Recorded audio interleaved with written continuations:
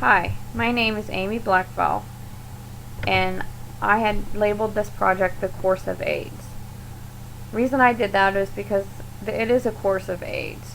First you have to go through the diagnosis, the treatment, and the prevention. It all started back in a large country of Africa.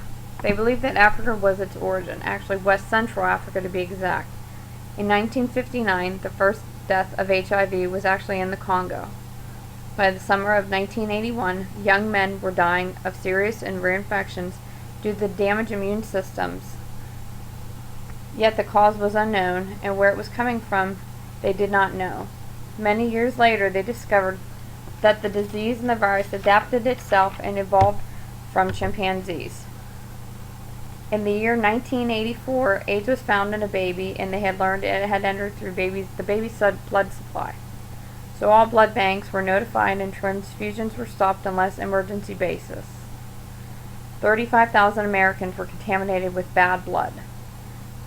Bathhouses were closed down due to deaths and disease. Gay men and homosexuals of men and women were coming into the doctor's offices with swollen lymph nodes, fever, and chills like the flu. Later, they had also known that AIDS came from needle sharing from drug users using heroin and cocaine. The biggest surprise of them all was in 1985, when Rock Hudson came out into the national television and told the nation that he was HIV positive and infected with the AIDS virus. People were devastated that celebrities and other individuals that were so high up could have such a disease.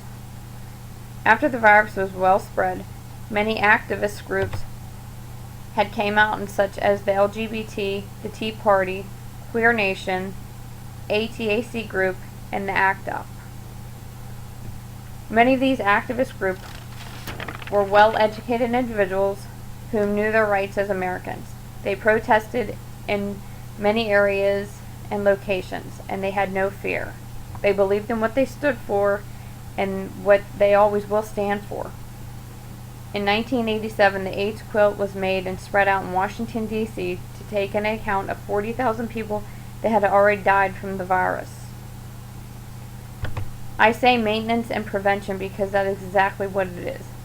We had to learn to maintain the virus and to prevent the virus from anybody else getting the disease. To maintain the virus, they discovered the pills, the AZAC pills, to take daily, and that would actually hold the virus and stabilize it. Then they came out with the triple cocktail drink. Sex education expanded more in middle and high schools to reach out to the kids and young adults about safe sex and abstinence. Free condoms were given out at raves and concerts to promote safe sex. Needle sharing programs were started